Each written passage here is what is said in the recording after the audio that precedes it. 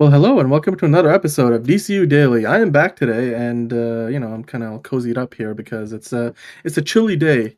It's also December. So what are you gonna expect? We live in the northern hemisphere. It's not summertime right now for us guys. Get on board. But like it is an early episode.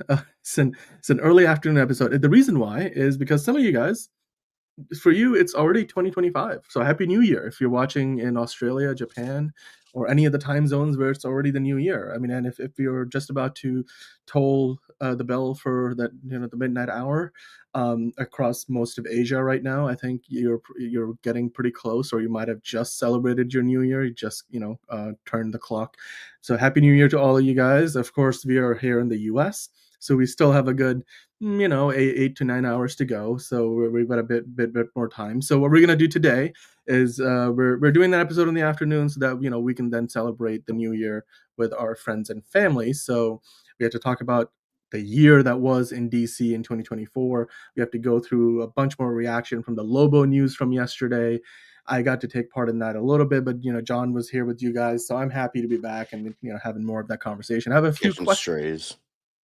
Yeah, I definitely caught a few strays yesterday. And some directors might catch some strays later this episode. We'll get into that later. But there's also news or rumors that the Superman test screenings have been getting some rave reviews, comparing it to being as good as the Marvel's Guardians of the Galaxy movies, which I guess it depends on if you like those movies or not, whether you take that as a compliment. There's also the news that we've got, of course, not only Supergirl going into production in a couple of weeks, but Lanterns is also going into production soon. So Aaron Pierre has been talking about the show, and then just his admiration for the character of Green Lantern.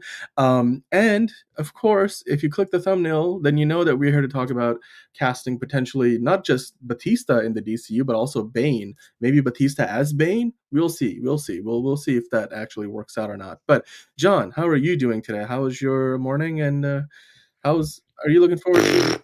I didn't have a morning. I just woke up at afternoon. Yeah, I didn't get a ton of sleep last night. I'm not good about sleep.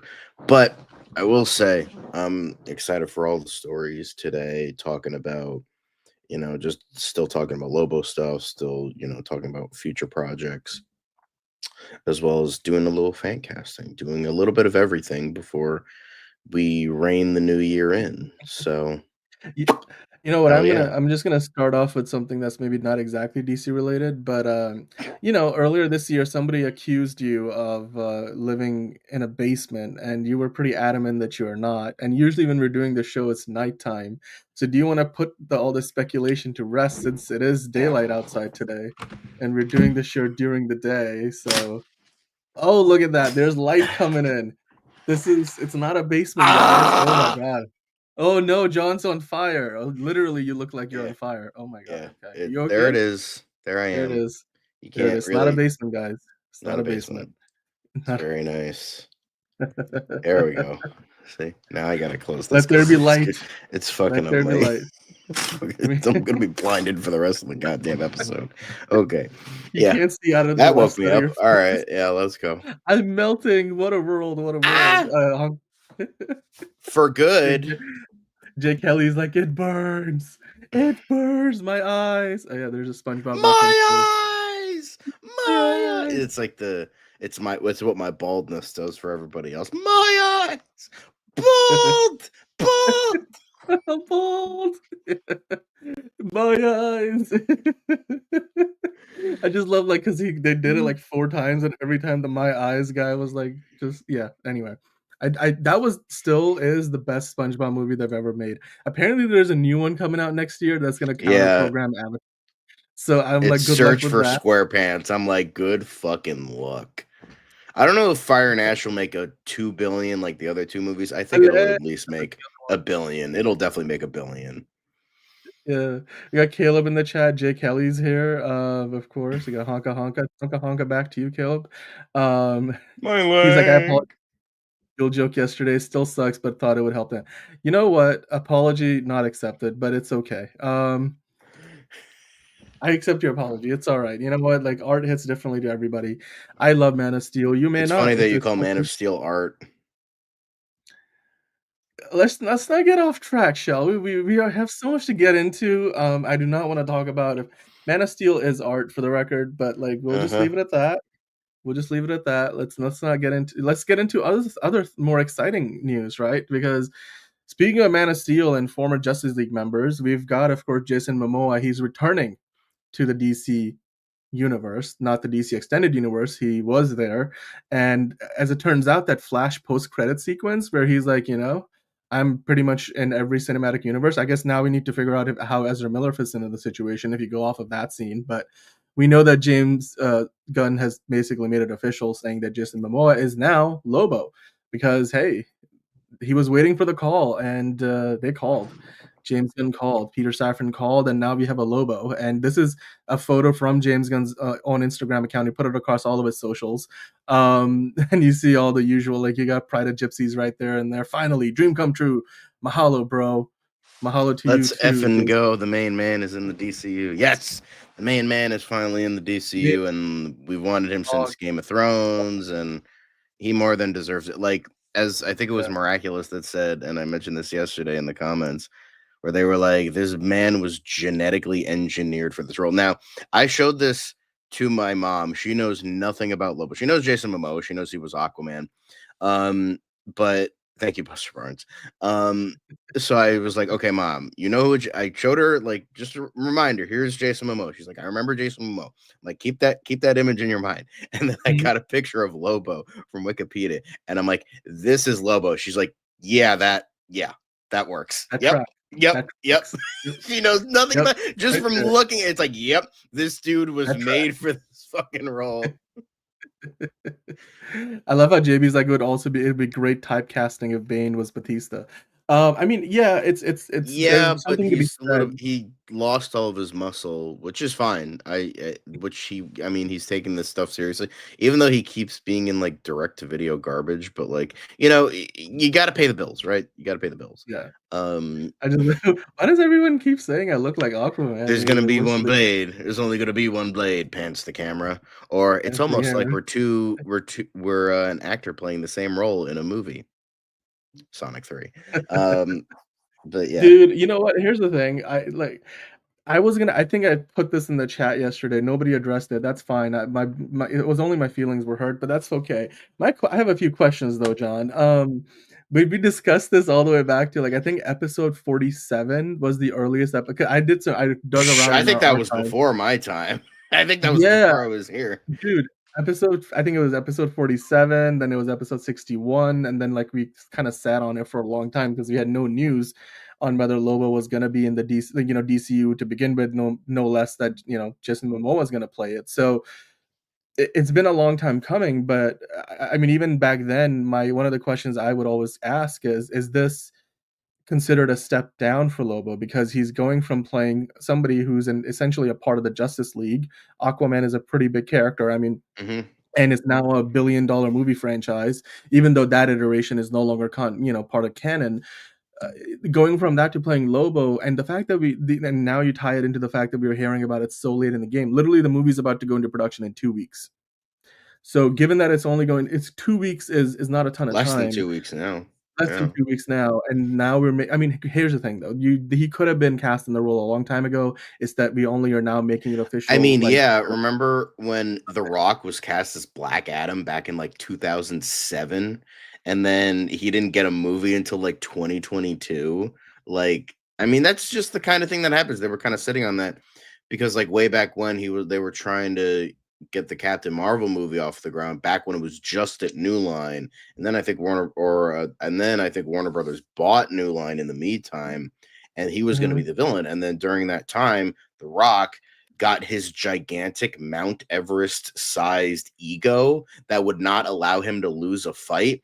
And he didn't want to fight, oh, little whiny, bitchy Captain Marvel. He's like, I only want to fight Superman, but I'm not going to lose because I'm Black Adam and I'm The Rock and I have the ego the size of fucking the universe. So, um, yeah, it just, it's just like that's how this, and I can't imagine like whether it is like I got the best news ever, that could have been something else, but yeah. I think yeah, he was gonna change. Well, I mean, he did change it just not the way he intended.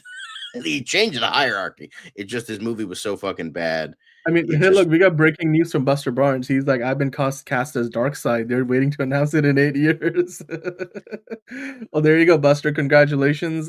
We hope that you're getting paid handsomely to sit on that, casting announcement for 8 years. Too bad you already, like, broke your NDA. That's sad news. Maybe you'll be getting a call from James Gunn soon. Mhm. So, don't be surprised that if you're not playing the role when the time comes, but, congratulations in the meantime.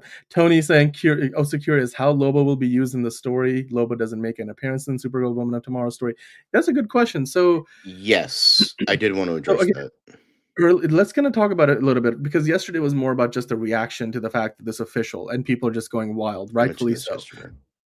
Yeah, and I mean, the whole sideways step, I mean, I wasn't on the show, so, like, do you feel like Buster does, John, that it is more of a sideways step because Yeah, he could no, I get his own. mentioned this yesterday. I think Buster left Yeah, before I mentioned it, but I said like it's pretty much nothing but confirmed that he's gonna get his own movie. But I feel like they'll double down on it if um they're gonna definitely double down on it if he does extremely well. I think that those placeholders that we're gonna talk about later might be one for a Lobo movie if I were to take a guess.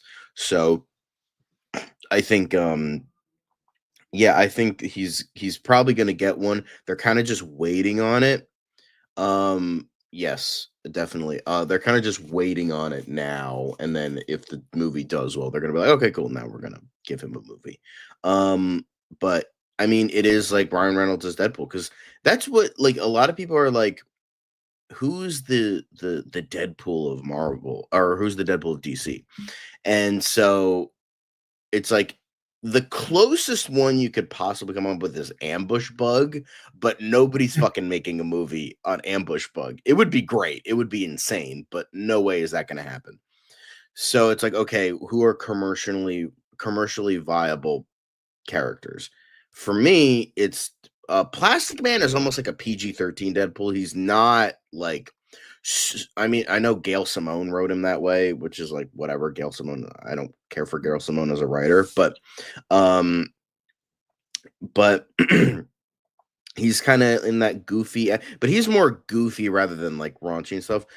For me, Lobo is DC's Deadpool because he's essentially everything that Deadpool is and was, except with the exception of fourth wall breaking. He doesn't have fourth wall breaking, but both were satirizations of 80s action heroes.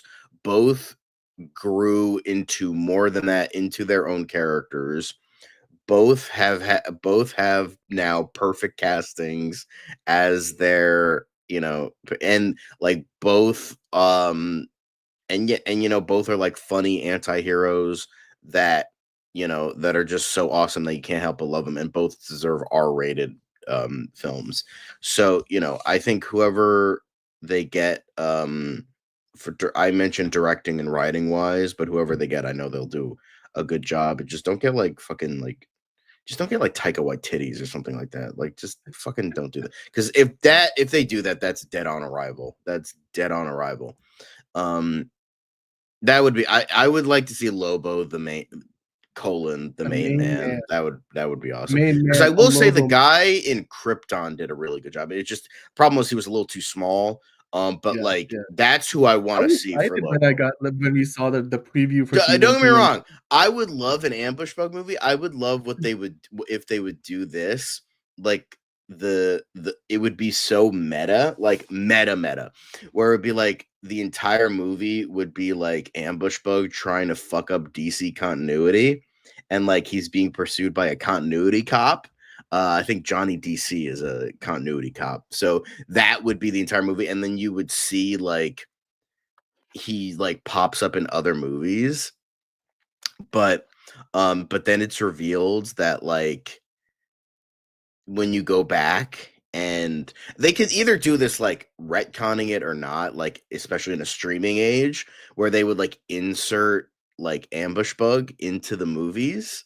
Like you could uh, do that now, because I mean I know yeah, like yeah. there was the whole controversy with like Stranger Things season 4 with like how they had to cut some stuff out, or there was the thing with the guy in the background of the Mandalorian Mhm. episode where he was wearing the jeans and the t-shirt, and people Yeah, like yeah. cutting stuff out. I'm sure you can insert stuff, and it's like, oh, Ambush Bug was in the DCU the entire time, so I could definitely see them doing that. I think that could be really fun. That's like what I would have like in my mind for an Ambush Bug movie. You gotta get someone who's really funny.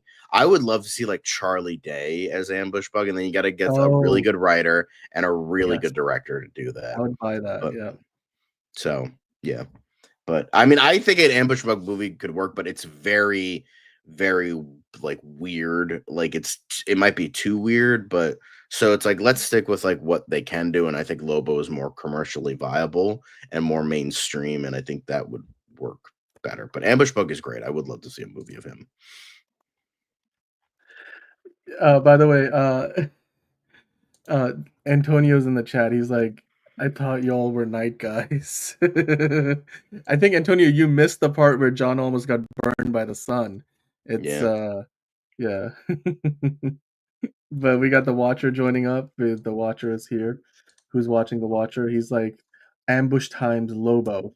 There's only one main man." That'd be a nice title. I wouldn't mind seeing that. Jay Kelly's like, a Lobo origin movie is a must. I mean, well, here's the thing though. I mean, are we gonna get um an origin movie that takes place before the events of Supergirl after he makes a cameo in Supergirl? Like that's the other thing, right? And we got Manolo here. And Manolo, hello, hi, happy New Year to you.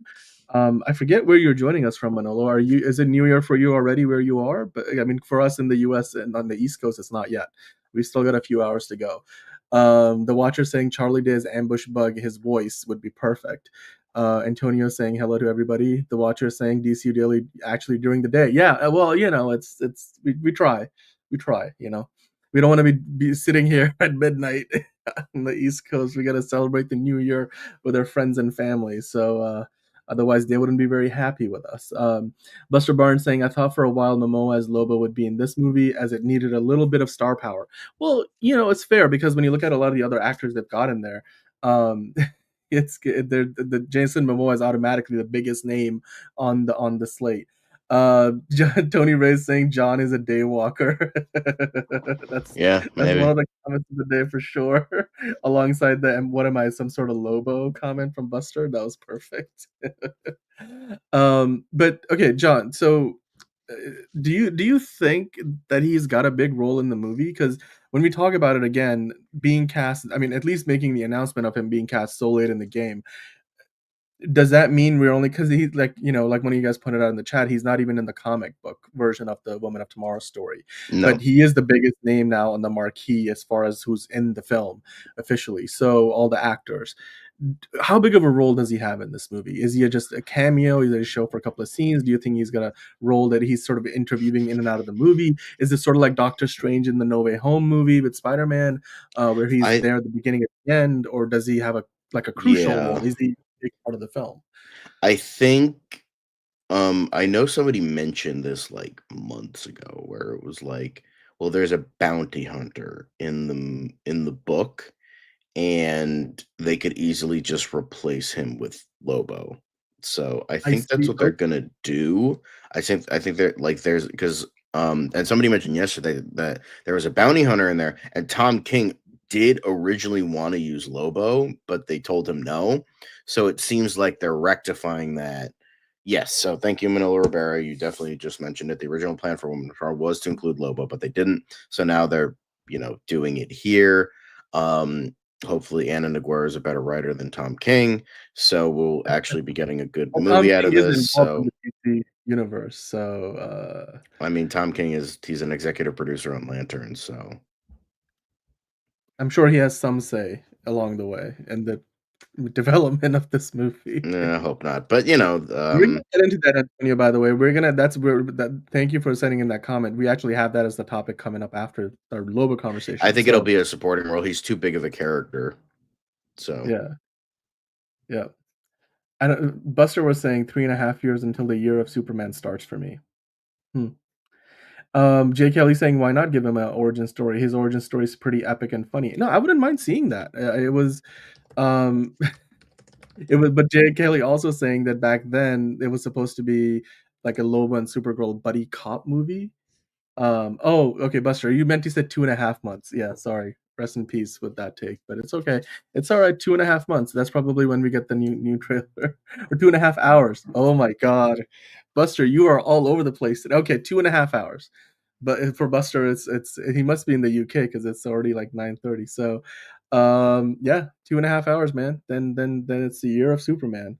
And then Antonio saying, "I don't think he has a hand in it. It was happening. It was happening. What's happening in Supergirl?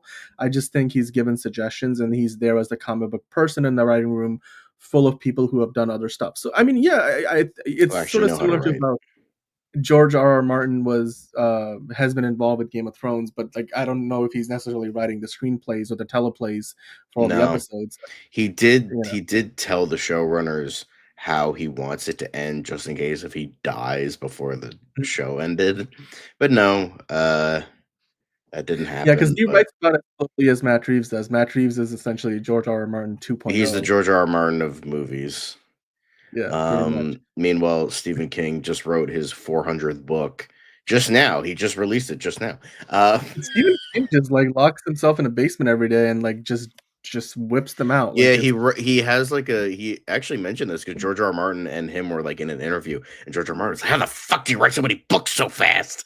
And Stephen King's like, "Well, I give myself a goal. I write 6 pages a day. That's what I try to do. I try to reach that point, that's just a good goal. going in and writing Yeah, 6 pages a day, and then you know, good for him." yep. Oh, yeah, and the Watcher saying, "Doesn't Lobo have a dog?" Yes, Lobo does have a dog. His dog's name is Dog, like Dawg. Like Mad So, Max. Yeah, see, yeah, Stephen. yep. Speaking of Stephen King, Oh, nice. Salem's Lot. Yeah, I mean, it would be perfect, right? It would be the main man and the main dog, and the main man and his dog. I So and it's the my thing dog. is with Lobo now coming in, I would like to see Crush, his daughter, in the DCU, and I would like to see her in that Teen Titans movie. That would be awesome. Like if I don't know what the actual plan is, but I would like to see Damian Wayne's Teen Titans if they're making Damian Wayne the Robin of Right. that movie. So Exactly. I would like to see that, like Jin, Crush, Kid Flash, um, whoever they decide to get. But I think since Wally West seems to be the Flash of it, they might have to get like Bart Allen or something. But Mhm. I would like to see that. I think that would be awesome because I know a lot of people will probably say, like, oh, it's not Starfire, it's not Cyborg. And I'm like, I understand that, but like either make it work with continuity or just make it a prequel. So it's like, do whatever you can. But I just don't want to see like I don't want to see fucking up of continuity, guys. Come on now. Well, okay, so But that's in a what whole nother discussion for another day. in what context do you think that Lobo's gonna figure into this movie? Because I know you talked about this thing yesterday here that I've got pulled up now. Essentially, the cast of the movie so far of what we know, because I'm sure there's more than this. There's four names that we are aware of now, including Jason Momoa as Lobo. Clearly, the most well known of the bunch. But like you see, Matej Schonartz playing the Creme of the Yellow Hill. You've got the Eve Ridley playing as Ruthie, and of course Millie Alcock as Supergirl. Um, do you think this is just gonna be one of those situations where Lobo shows up in, like, some kinda, like, galactic like, a space bar scene, and that's about it?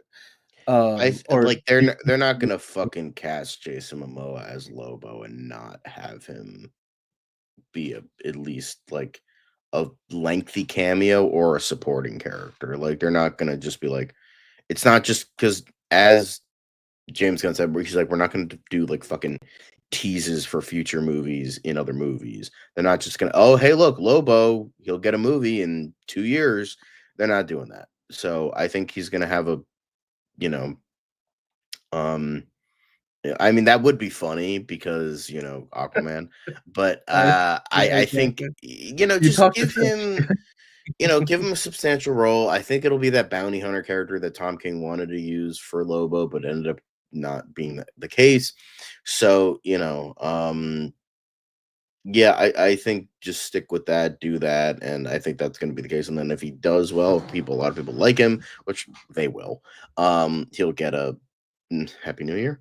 They'll give him a solo movie. It's Yeah, pretty much in the yeah. stars at this point. I mean, Marco, I think, is joining us from I forget which country you're located in, Marco, let us know, but it might already be the New Year for you. So, yeah, happy New Year to you.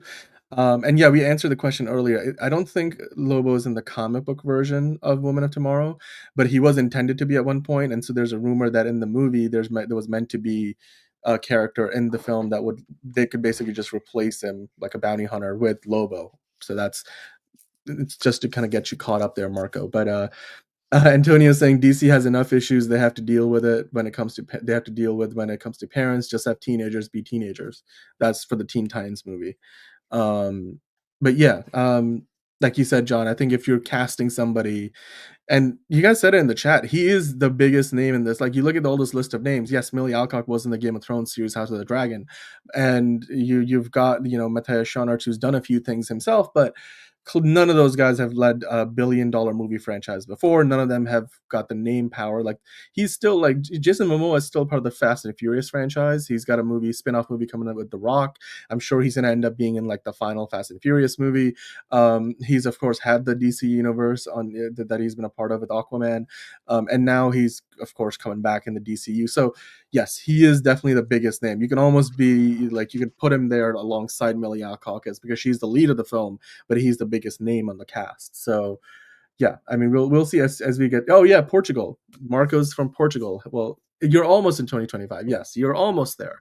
I think a couple Mhm. of you guys are, in the same time zone, so you've just got a couple hours to go. So we're catching you right before the new year, which is great.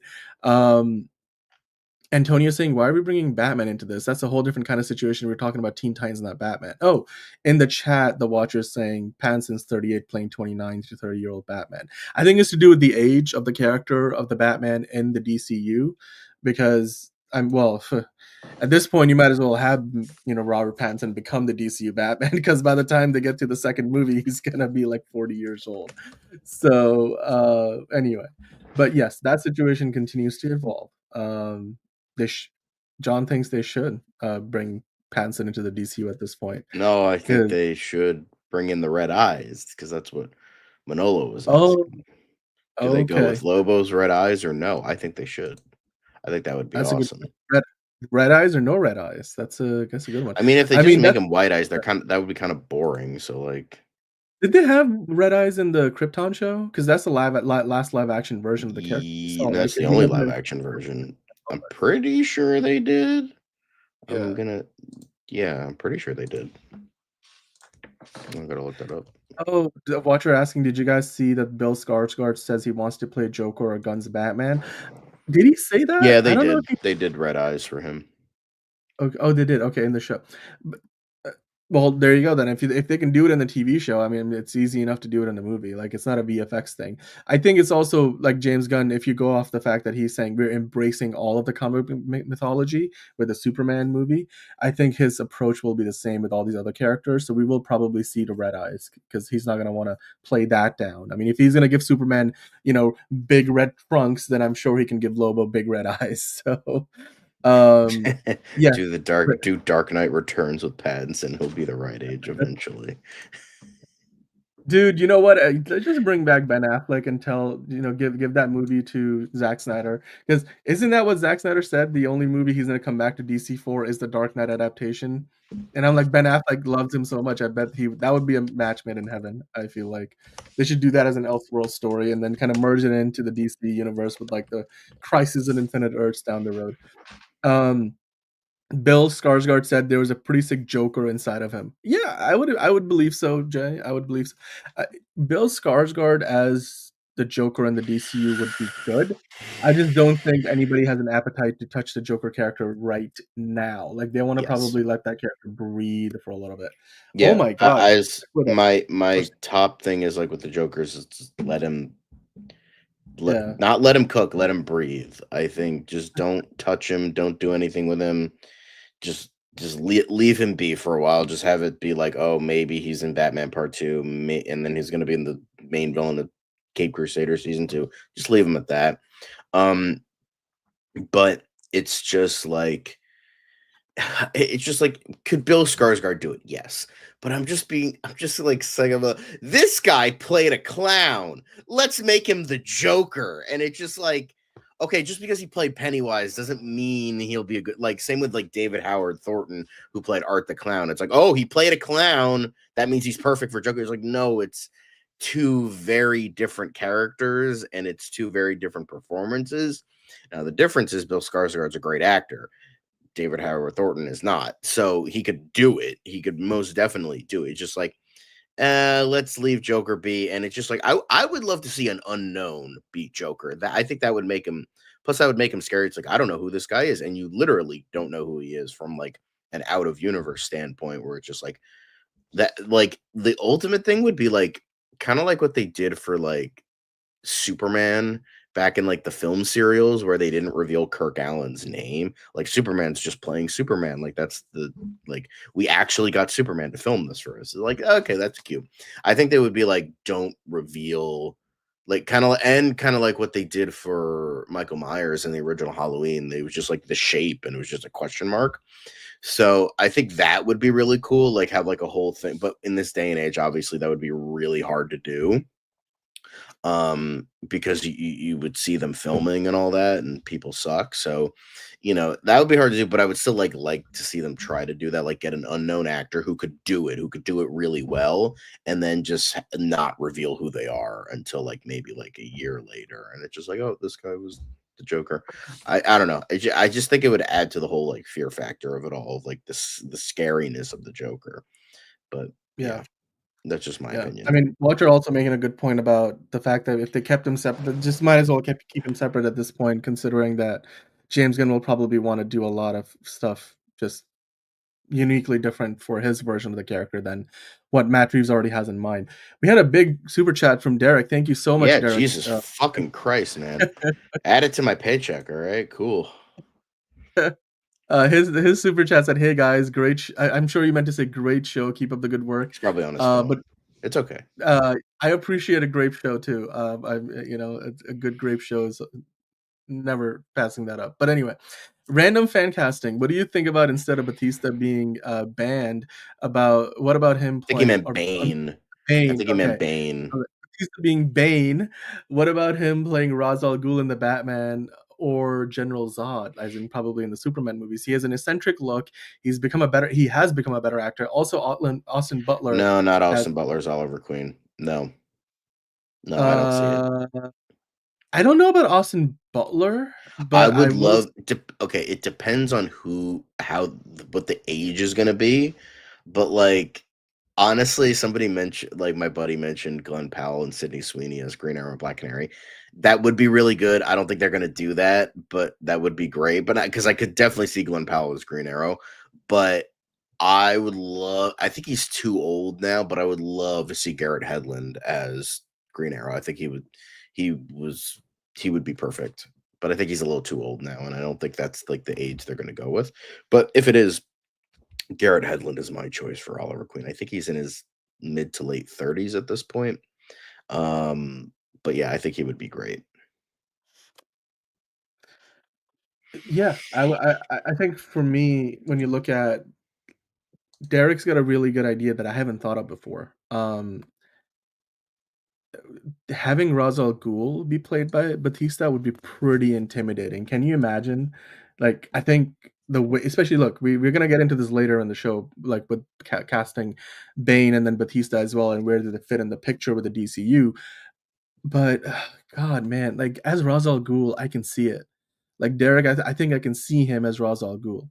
That would be a nice, like, and it will, he can play, like, he's from the Philippines, right? At least partly Filipino, so you're not. I mean, it kind of, he fits the description visually, from a representation standpoint. I think he's good enough of an actor, that he can pull it off. Like, I think that would be a really good casting potentially. And then as General Zod, I guess if you go off of the fact that he plays that character in the Dune franchise, so, you can But the make him thing look is, alien. I would say I would think General Zod has to be a little bit more muscular, but Okay. I even mean, then, but I Batista think. on a little bit of muscle. I mean, come on, we're talking about freaking Bautista. If he can, if there's anybody who can bulk up for a role, he probably can. Antonio is saying they need to have a Muslim player, Ra's al Ghul. I mean, I I mean, don't know. you Is could that do a part of the very different concept? versions. I mean, Yeah. some iterations view him as like Asian, as like Tibetan, like I've seen like Mongolian Chinese version. I've also seen a Middle Eastern, version. I've seen like I think there was even one where he was Indian. So it's kind of Ra's al Ghul is kind of a racially ambiguous character. I think in this day and age, he's seen as more Middle Eastern or like Egyptian. Um, so I've seen like an Egyptian version as well. I think the guy who played him in Arrow was Egyptian, if I remember correctly. But um, I think you know, um, I think whoever they do, like if he has a role, I mean, James Gunn likes reusing actors all the time. I mean, he's not the only person to do that, so don't get on your Mhm. fucking hoity-toity I high mean, horse. Oh, he reuses actors. All right, kind of how fucking things work. Mike If Flanagan you're a puts director, his wife in everything, yeah, and he's one of the greatest directors working today. Shut the fuck up. But yeah. yeah, that could be an interesting choice. But yeah, I think Dave Bautista has. I mean, we're gonna get into it later, so um yeah, Yeah. but I think Ray Shogul, Ra's al Ghul, however you decide to pronounce it, I think whatever the race is, I think it'll be fine. I didn't He's think of again it, but racially honestly, ambiguous. like Ra's al Ghul might be perfect. Like it might be a really, really good fit for him, depending on what version they're going for. Like you said, I think I would buy him as General Zod. He's got the physicality for the role. I think, and it comes to like intensity and being able to kind of pull off somebody like who's intimidating, somebody who can really, beat down Superman because they're pretty much even on even terms, and in fact, he's a better fighter. I can see that. I think Batista is probably one of a handful of people in the world who fits the description and checks all the boxes. So great picks from Derek there. And then again, you guys are talking about like Titans and all this. Yeah. And the Watcher again was talking about how they should probably keep Hanson's Batman separate because yeah, he's gonna be like 60 by the time they get to the fourth movie. I don't know if we're gonna get to a fourth movie, quite frankly, given how long it's taking for each of these movies to happen. At this point, I think the ceiling for the Batman franchise is probably at most 3 films.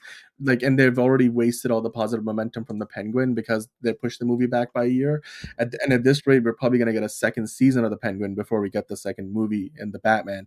And to that end, I'm like, they need to now change the timeline of this universe. Like, I feel like it's going to be hard to believe that it's only been a couple of weeks in the world of the movie, and yet it's 6 years have passed since the movie actually came out. And at that point, like 3 years would have passed, like almost 3 years would have passed since the Penguin came out. I'm like, sure, Robert Pattinson doesn't age well, and sure, you put Colin Farrell in prosthetics, but I'm like, there's other characters in this world. You've got like Zoe Kravitz, you've got Jeffrey Wright, you've got all these other actors, you've got so many other commitments. I'm I sure mean, they're all. Jeffrey Wright has been middle aged for the past like fifty I get it, years. but I'm It's just. I mean, like I get it, but I'm just still saying there's like a whole universe of characters and then actors that also have to be figured into the whole situation. you know It's who not like Matt isn't? Reeves making the Vic. Planet of the Apes movies.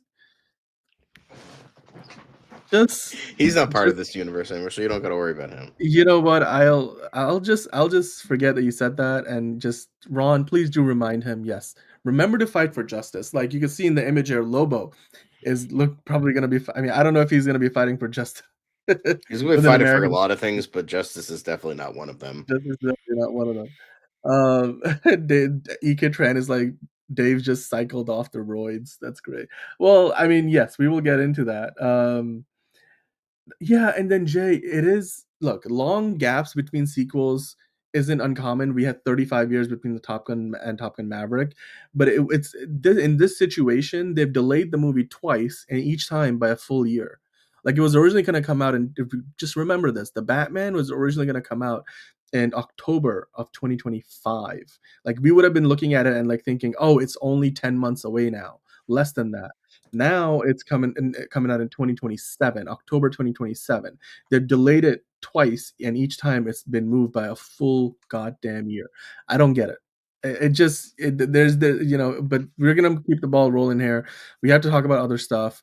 Speaking of Supergirl, John, there's this rumor going around, and I think one of you guys mentioned it in the chat earlier that there's potentially Supergirl hidden in this Superman trailer that we got a week ago. Has it been a week, 2 weeks now? I feel like it just happened yesterday. But the Superman trailer, of course, featured this blue robot, let's call it that, which I mean, it could be Kellex, it could be a Superbot, it could be a mixture or amalgamation, like you said, of all of those characters. And I mean, clearly not in good shape in the trailer, and Superman's not all that happy about it. But in the reflection on the helmet, you can see sort of maybe a figure, and people are maybe thinking that's Supergirl. I personally think this is a bit of a reach, but I mean, I don't know, guys. What do you think, John? Do you think this is Supergirl? I don't think so. I mean, I think it's just another.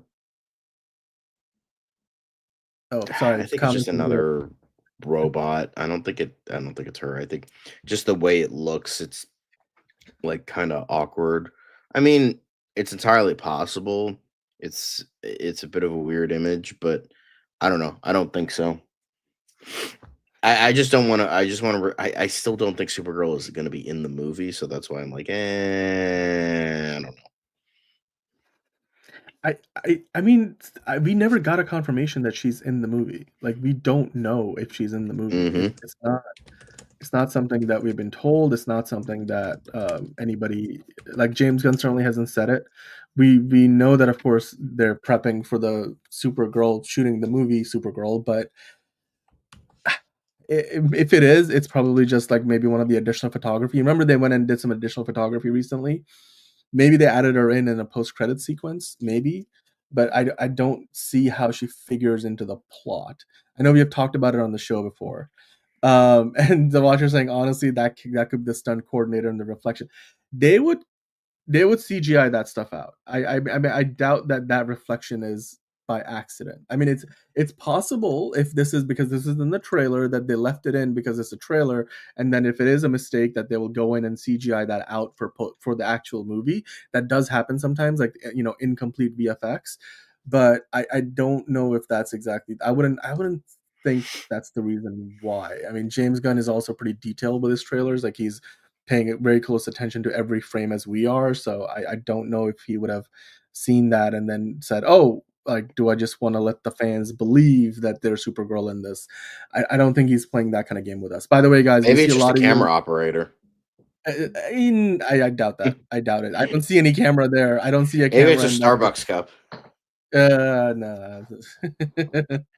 Could it be Starbucks cup? I mean, at this point, you never know. No, It could be. this wasn't directed by the Game of Thrones crew. No, no, definitely not. Definitely not. By the way, if you guys are joining, hit that like button. We do appreciate it, as Fiona tells you to do that here in the chat. The Watcher. It's Wait, Ambush Bug in a wig. I would buy it. I mean, I guess it's more likely maybe if you're getting a Lobo, then I know James Gunn probably knows that Ambush Bug exists as a character. So unlike a lot of movie directors these days, James Gunn knows his comics. But Matt Reeves, okay, Antonio, going back to the Matt Reeves situation. Matt Reeves, just like most real good directors, is in high demand. The ones who are not in high demand, they are, and they have to thrive off of doing stuff in comic books. Well, look, here's the thing though. I don't care how in high demand Matt Reeves is as a director. Sitting on the Batman is like a top 3, top 5 movie franchise in Hollywood today. Like quite frankly it is. Like I know that the MCU is pretty big and it's probably the biggest franchise, but then when you look at like other franchises outside of the MCU, you've got I mean Star Wars is in the dumpster right now, so like forget about Star Wars. Nobody wants to touch that with a 10-foot pole because they're worried about the fans, dumping on their work. But you've got like franchises like James Bond, which is also in the dumps right now because like the Broccoli family and Amazon can't agree on anything. And then you've got Batman. I'm like, Batman is one of the franchises in Hollywood.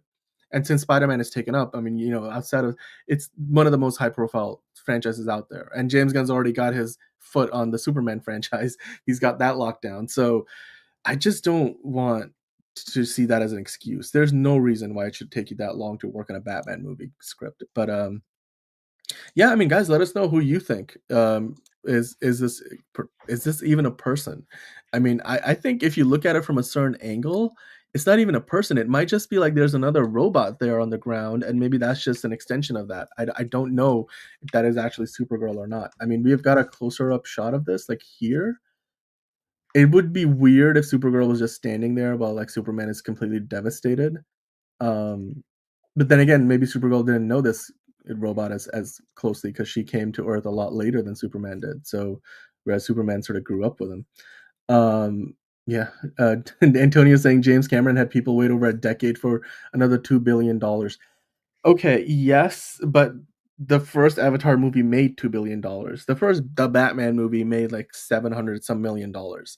It's not the same thing. It's not the same thing. I mean, I don't think any Batman movie has ever made $2 billion, but we can have this No. argument all day. I just think it doesn't make any sense, and I don't think you can look at the situation of there being a 5.5 year gap on a movie where it was greenlit like only a couple of months after the first one came out. Um, And I know James Gunn was like, well, fucking like Aliens came out like 7 years later. This movie came out this many years. It's like literally all of the movies he listed were never supposed to have sequels. The Batman was always supposed to have a sequel. So always it's the supposed to fact have that you're taking this long and you didn't like think to like maybe make an outline, maybe make a treatment, maybe like have a fucking black book of notes of what you want to fucking do. Like, all right, okay. I'm ready to start my own Batman fucking script. See if I could do it faster than Matt Reeves. I think we could probably both whip out a script faster than Matt Reeves at this stage. Let's I mean, do it. hopefully production. This is the thing that I'm worried about, though. If we get news next year that they're not going into production like late 2026, then we're like, or 2025, then I'm gonna be really pissed off because I'm like, at that point, just get some, let him be a producer. Like, get somebody else to direct the movie. You know what I mean? Like, just Get someone else to write like the you movie. said, He can direct. Just write get the someone else. movie. Just Exactly. like give it to the Terminator Zero guy. I forget his name, but like he's co-writing it, so just give it to him and just have him write the fucking thing. Terminator Zero is really, really fucking good. So like, screw it. Like, goddamn. Enterprising in the chat saying was surprised that Snyder didn't go with Gerard Butler as Zod. I also felt like Zod was an evil version of King Leonidas or Maximus from Gladiator. No, I think Michael Shannon is one of the best Matson general Zods. Tomlin, I think is his name. It's Matson Tomlin is the guy yeah, who's not a bad co-writing the director by the way. Batman. But I will say Michael Shannon's Zod is probably the best version of Zod we've ever seen. The whole "I will find him," like he's legit probably the best actor in that whole movie, Man of Steel. But yes, I mean Gerard Butler could be a good one. Batman 2 World's Finest. No, no. I don't think we're getting another Superman in the Elseworlds. Uh, I don't think that's gonna happen. Batman 2 ain't making $2 billion, dude. Exactly, Caleb. Exactly. I think it's a Yeah. bad comparison to make You know between what would make Avatar $2 and billion? Batman. dollars? Suicide Squad 2 with Joker. Honka honka. By the way, do you think this could be Metallo? Is that too much? Is that too much of a reach there? I don't think that's the case. I mean, I can see Joker how you may be seeing a shirt in an outline of an S. I think that's the whole reason why people are thinking this is actually Supergirl is because they sort of see a little bit of that, but I think that's more just our eyes playing tricks on us. We want to see the patterns, so we are the watchers talking about Charlie Day as ambush bug. But yeah, I don't think this is actually a person. I mean, for all we know, it could be. Like we see the movie, Supergirl's in the scene, we're like, okay, it makes sense. I mean, that has happened before, but you know. Jay Kelly saying Shannon Zod is the best theatrical DC villain of all time. I agree with you 1,000,000%, Jay. I think he is one of the best. Like I would still say He's the that villain of all time. I, I would still Heath Ledger is still the top. But as far as Zod, he was the best villain in all of the DCEU, and he was certainly one of the best that we have seen in DC or just comics in general. I feel like until Thanos came around, most Marvel villains were like these one-off, kill them off, don't remember, who gives a shit. Thanos is one of the few memorable ones from the MCUs, even up to now. Like you can count them on one hand and the and amount of villains in certain Marvel that are and actually any good. And certain So, villains were memorable because of maybe the actor that played, like Jeff Bridges' Obadiah's thing. We remember that because it's fucking Jeff yeah. motherfucking Bridges. It's the dude. So of course we're gonna remember him. But Hmm. it's like that's kind of. I mean, he wasn't a bad Ironmonger wasn't a bad villain, but it was just like, okay, there he goes. Bye. All right. Okay. No, but it's yeah. It would be interesting to see though. Let's see if we get Bautista as a potentially a Zod or like Derek was saying earlier, Ra's al Ghul. But yeah, the Watcher saying because people had to wait so long, I don't think people would be less likely to accept it as subpar due to the wait. Oh, you're talking about the Batman too. It does. You know what? Yeah, Bye, sure. Hunter Iggy. People. I don't think it's gonna reduce the hype necessarily, but it does put more pressure on them because I'm like, if you spent 4 years working on a script, it better be good. That's what I mean. Like it better be good. Like that's the thing. Like you can't make a terrible Batman 2 and have spent 6 years working on it because then we will come back and be like, Christopher Nolan did this in a cave with a box of scraps and also by the way made like the Prestige and Inception between the three of his Batman movies. What Yes, has Matt Reeves done? Executive produced a Penguin show that he wasn't even a showrunner on or directed any episodes of. Come on, man. It's just bro. Really starting Antonio, to hate yes. Matt Reeves now. Yeah, yeah. Condolences, Mr. Lebowski. Condolences. Antonio saying I'm more worried about Star Wars than Batman. Yeah, we all are, man. We all are. Hopefully Star Wars will have a better year next year. Hunter, yes, somebody did mention David Bautista as Hugo Strange. We're gonna get into that. So let's keep the ball rolling. So we were talking about Supergirl. Like, is that Supergirl in the Superman trailer? I think for the most part we agree that it's unlikely that it is Supergirl, but we wouldn't be surprised if it was the case. It's Hmm. just that this reflection in the robot head, it's just not enough evidence to kind of be conclusive. Now, also, what potentially is not enough evidence to be conclusive is the rumor that more early test screenings news, comic book movie on X said that the early test screenings for Superman reportedly were described as Guardians of the Galaxy level good.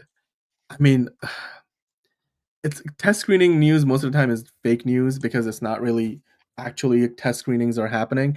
Most of the time, when you go to a test screening, you sign an NDA, and chances are that that's not going to be something that Right. you end up posting on the internet about. And if you do, then they will come out, they will know what you They're did, and coming for you. you'll never get a chance to do be in another test screening again. So You're I gonna you're gonna don't. get Jeffrey Epstein. Like that's what's Yeah, gonna happen. exactly. So I usually always take this stuff with a grain of salt. Yeah, grain of Um, salt time, guys. yeah, but like, what do you think, John? Do you think this is a good omen, bad omen? Do you think there's any truth to I'm not this? gonna believe any of this shit. Like I'm with you. I don't believe any of this fucking shit. I don't want to get too excited. I don't want to get too disappointed because there was the other test screening news that I talked about yesterday in regards like, oh, it's gonna have the same tone as First Avengers Mummy, but the movie sucks. So it's like, all right, okay, and then that was debunked, and now they're having more test screen. This is all just bullshit. I mean, they're just saying what we want us to think. Um, so it's like, oh, it's like Guardians. It's like, okay, that's not also not a good thing because that means it's just Guardians again, which I don't think I'm will be just the saying the case. And first Guardians movie, I mean, if they're it is saying great. level is good, it was a great film. And the first No, Guardians movie is one of the best MCU movies they've done to date. No, Um, Jim Carrey's too old, and I don't think he could do it. And plus, he's like half retired anyway. yeah, he only does Sonic movies these days, man. He only comes out of retirement for that, seemingly. Yes, and Jay Kelly saying you're supposed to find issues during test screenings. Yes, that's true. I'm just saying, like, usually when we hear news that, oh, there was a test screening and it was It's great or it like was terrible, I always it's go back to rumor. like Birds of Prey. And it's like Yeah. it's the best movie since for fucking Dark Knight, and I'm like bull fucking shit. And look how that turned out. Like that's what they say about every DC movie. It's like it's the best movie since the Dark Knight. It's like the fact that they have to keep saying that is kind of not a great thing. So it's like, guys, you got to create some better modern classics than Dark Knight. And there have been plenty of great movies since Dark Knight. So it's like, guys, come on, come on. It's definitely I don't think it deserves to be anywhere near in the same sentence as The Dark Knight. Birds of Prey was not as good as The Dark Knight, nowhere Not close. close. It And I wasn't even haven't as good even. as The Dark Knight Rises or Batman Begins or, I don't know, the Birds of Prey TV series, like, it's like just yeah, so you can see that it's a lot of times when you hear these kind of, news reports or rumors, I'm gonna say this is more of a rumor than a report, that and then early test screenings, I don't even know if that means it was happening recently or if this is because the movie is still in post-production for another, like, 5 months, so there's lots of time for this. I don't even know if there's a version of this movie that's ready to be in a test screening this early. I imagine James Gunn is probably spending this week and the week before this, with his family, like as he should, just taking some time off. I mean, or maybe he is working. Who knows? He's certainly working on social media to announce Lobo in the DCU, but um, I doubt that we have got test screenings happening this early in the process. And even if we do, like usually when you get a report, because like I said, they're under NDAs when you go into a test screening, and like most of the time you're trying to figure out how the audience is reacting to certain parts of the film. Do they like it? Do they not like it? Did they really, did people just start getting bored of the movie? So maybe the pacing needs to be improved.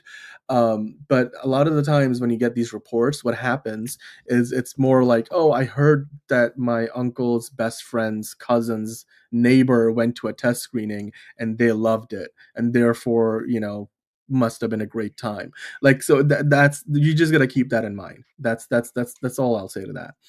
Wow, the chat is just going off today. Um, Buster Hmm. Barnes saying it's crazy all the accounts reporting on the bad screening rumors, but barely anyone about the good screening rumors. Rest in peace. That's the internet, I guess. Yeah. Yep. JKR 1940 saying, Joker 1940 saying, I'd rather watch a 2016 Suicide Squad over the Birds of Prey. I enjoyed the Suicide Squad movie in 2016 way more than Birds of Prey movie. But I agree with you there. Um, David S. Goyer tried to build the DCU around Margot Robbie. David S. Goyer? I don't know, Egatran. I don't know if David S. Goyer was that involved in the DCU at that point. I don't think anybody was really in charge. It was just more of a by committee approach at that point. Um, uh, Figure drawing saying if a non-Cuban dude is hired to play Bane, that is a missed opportunity. There are a lot of Cuban fans who would be stoked that Bane is in movies is like the comics. Yeah, I mean we'll get into that in a little bit. We definitely will. Manolo saying the origin of the bad screenings rumor doesn't enjoy the best of reputations. Exactly, exactly. Hmm. All these scoopers are more wrong than they are right. And Antonio, I mean, the Birds of Prey is a good movie. It's certainly not like Wonder Woman 1984 bad. But it's also not, and it had a really good Rotten Tomato score, and then audiences liked it, but ultimately it failed at the box office, and it just it wasn't a movie that most people asked for. So I'm not gonna say it's a terrible film. I personally Yeah, enjoyed the it's just Suicide as Squad I in like to call it, it's 2016 Margot Robbie's ego trip. That's all it is. movie. Yep. Well, let's see what Superman actually is like once we get the second trailer. We get a more of an idea of what the story is. But I'll say this: look, regardless of whether this rumor is true or not, whether the early screenings are bad or good, being compared to the first Guardians of the Galaxy movie is a good sign in the sense that that first Guardians of the Galaxy movie was Yeah, it's a just great it just movie. hummed and hawed. It was almost perfectly paced, and it just was a great introduction to a whole world of characters that literally was the first time the MCU went cosmic beyond just seeing Thanos and his army, or not even Thanos, but like Loki and his alien army and in the first Avengers movie. Up until then, we hadn't seen anything cosmic, more cosmic than that.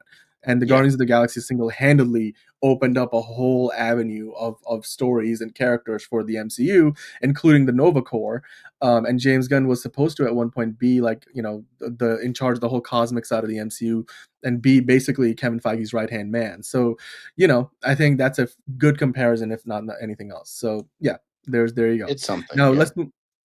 it's something, yeah. So let's talk about Aaron Pierre, guys. So we know Lanterns is about to go into production not too long from now. It's going to start filming, I believe, in February. The last we heard.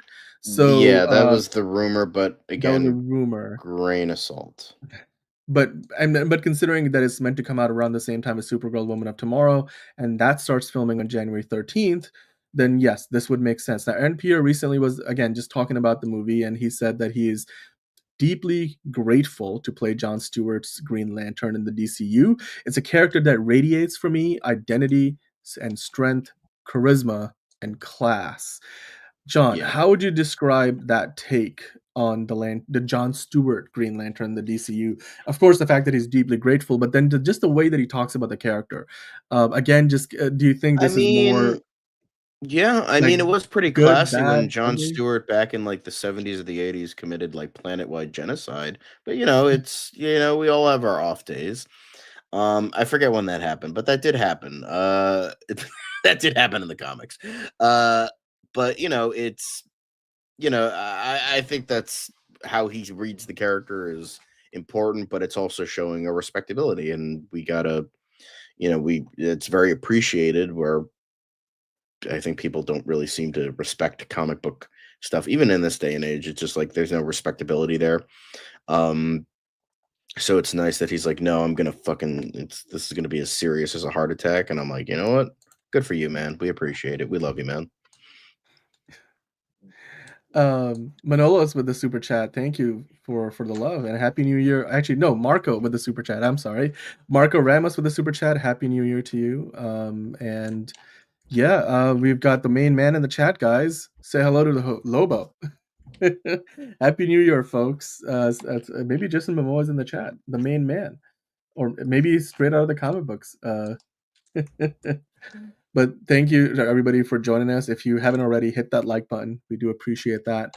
Let's keep going here, John. So Hmm. now let's talk about what we're really here to talk about. Let's get into the Dave Yes, Batista the real meat and situation. potatoes, as we would call it. Yes, exactly. Um, I have a just I have a love and hate relationship with Batista as an actor because I think he's a great he was a great wrestler. I think over time he's worked really really hard to improve as an actor in general. So I do really enjoy some of his movies. I don't enjoy everything that he does. We by the way also have TC24 in the chat. So hello TC24.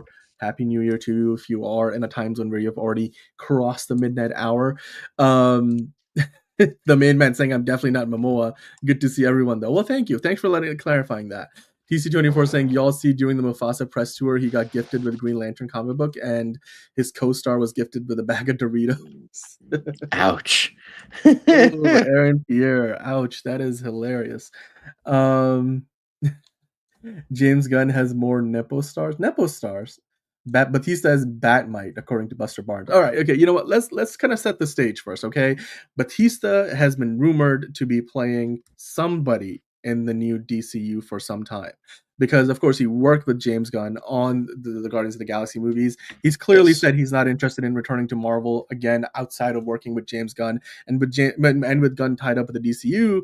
I don't think he's working with Marvel anytime in the future. So you would be led to believe that if the two people want to work together again, it would have to be in DC.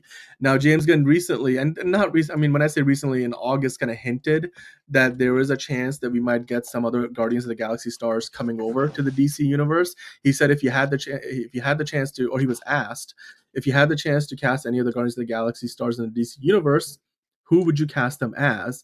And then he responded saying, "Well, that would be a spoiler, wouldn't it?" So it's basically got everybody speculating, has he already brought somebody like Batista into a role and we just don't know it yet? Now, later Right. on, he was asked more specifically, would you see or can you see Bane playing or being played by Dave Batista? So to that, he said, I don't know if Dave wants to be Bane anymore. I think he would much rather be another character than Bane right now. Of course, I love Dave and I want to work with him again, but I'm not sure he wants to be Bane anymore. And he was referring to the fact that Batista has lost a lot of weight and he's got a much His slender muscles, figure mainly his today. muscular like Exactly. visage. Yeah. Yeah, and happy New Year to you as well, TC24. Happy New Year. Hope you're enjoying it. And Morkatna as well, and Manolo and Marco. We got so many people in the chat. But so Dave Bautista has, of course, in the past said that he would like to play the role of Bane, but given his recent transformation, given that I think he's trying to play more, more acting roles where he is trying to prove his worth as an actor, and not just be, like a meathead per se, or like be typecast really. Um, and then of course with James Gunn saying what he has recently, John, do you think it's even possible that, like, do you, this is this even a legitimate casting? Because clearly he can still play somebody who's a bit jacked and more of, somebody who's got a more of a physicality to him, considering the role that he was playing in the first two Dune movies. I mean, obviously he's not going to make it into the third one, as you know, but sorry, that's a spoiler for anybody who hasn't seen the second Dune movie. But Batista's character bites the dust. But given that he's been in those movies, he can clearly do that. Even if he's not, the Batista of 2005 taking on Mark Henry in the steel cage match. But what do you think? Do you think this would even be a good idea today? Like James Gunn seems to think that Batista doesn't even want to do it. I think stick with another actor at this point. I think it would be much better to just go with another actor, however you decide to do it. Dave Bautista was probably good for a time, but now I think it's past that time. Even if he does get all the muscles back, like all of his muscular like build back, I still think it's just like I just don't think he um I just don't think that he wants to do it. So yeah, they've said many times he's not interested in the character. He doesn't want to do it. So let's just leave that be. I think he just wants to move on to more, meatier roles, and I think that's the case. Playing Drax for so long, he's like, I want to do more, and I think whatever that is, I think we have suggestions, obviously, but I just think I'm not saying Bane is a bad character or anything like that. I think whoever they decide to get Bane, like they gotta like really make sure like he's like Tom Hardy levels of good. Um, so because I don't care what anybody says, Tom Hardy was fucking great as Bane. It's just a very different version of Bane, and I like how you know he did that role, and like you gotta because a lot of people forget like we can't have the Batman and Robin Bane again, where he's just like a guy and he's muscular. Like cool, we got the luchador mask, but like yeah, but give us like the reason Maybe, that Bane worked for so long is because like he was the antithesis of Batman. Like he was if Batman was a bad guy. Like that's Mhm. why um I mean, he's played a Bond villain already, so yeah, he was the guy with the iron thumbs. Yeah, the so I think whoever they do decide to get, I think would be great. We have suggestions, but I just think he needs to because he's also kind of stuck in like these shitty direct to video action movies. So it's like he really needs a meteor role.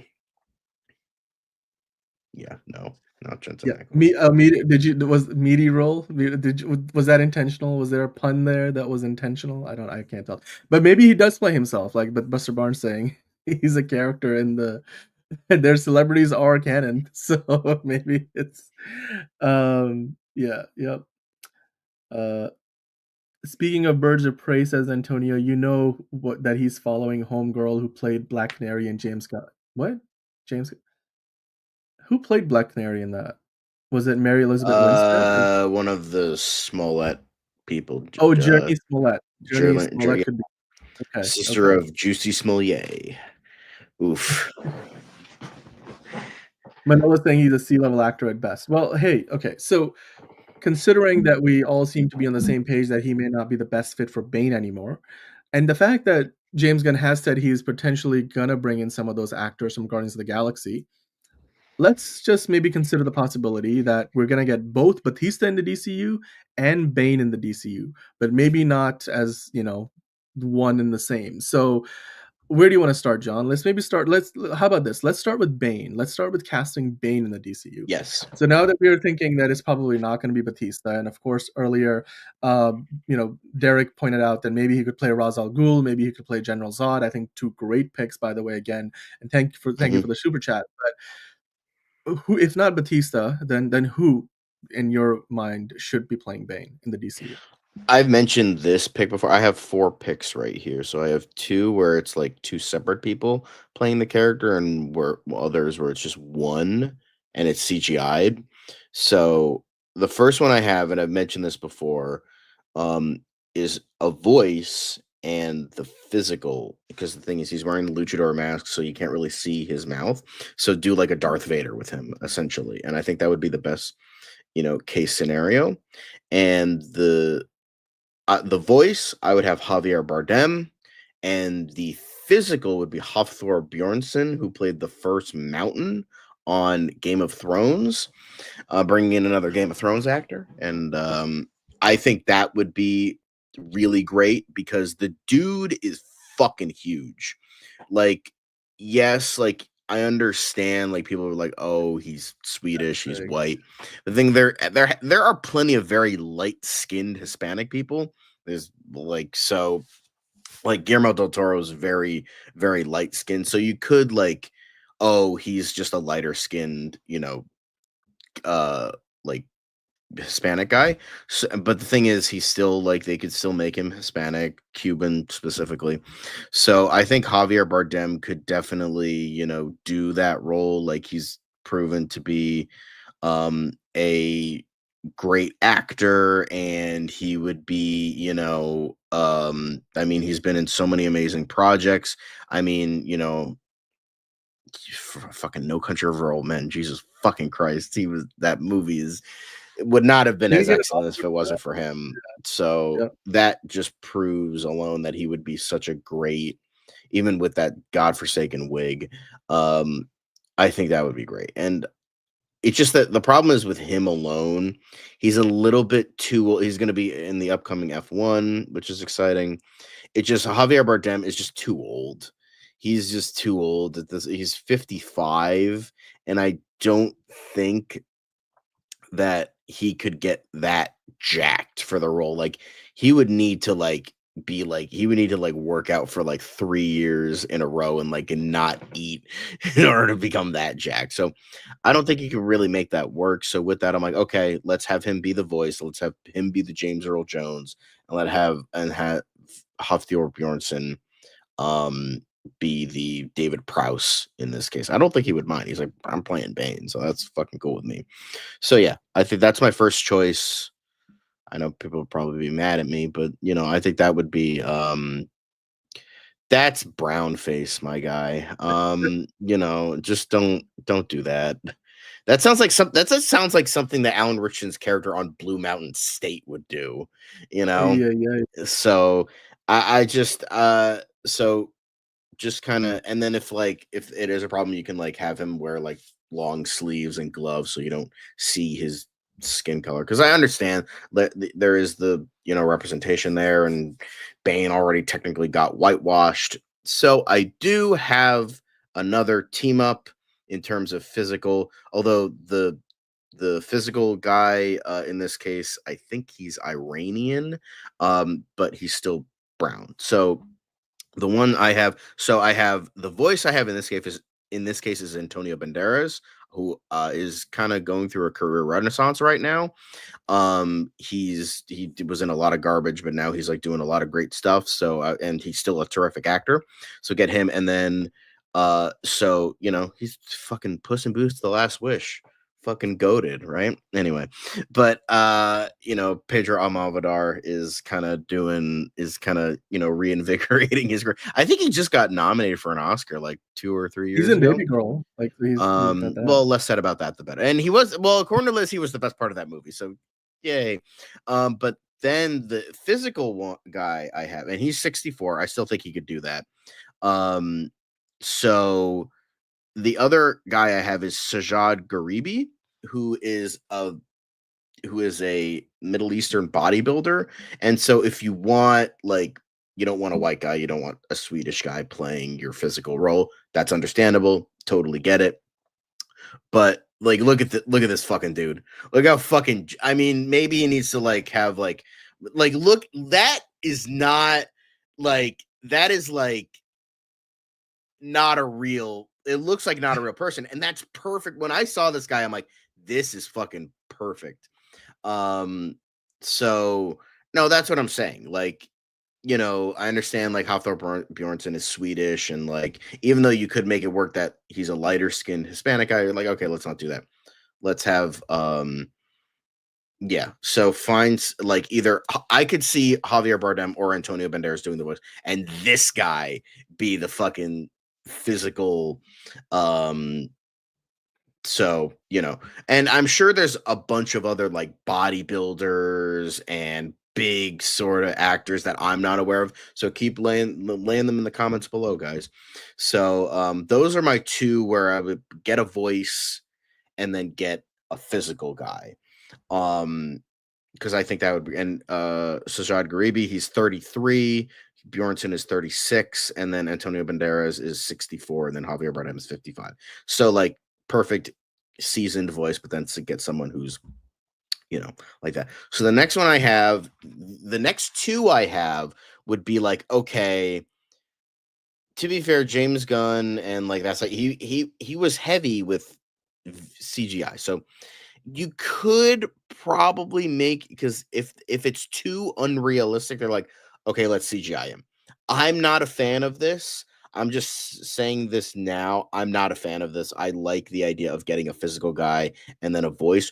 Or if you can get a big guy who's a good actor, then yes, but like that's kind of unlikely.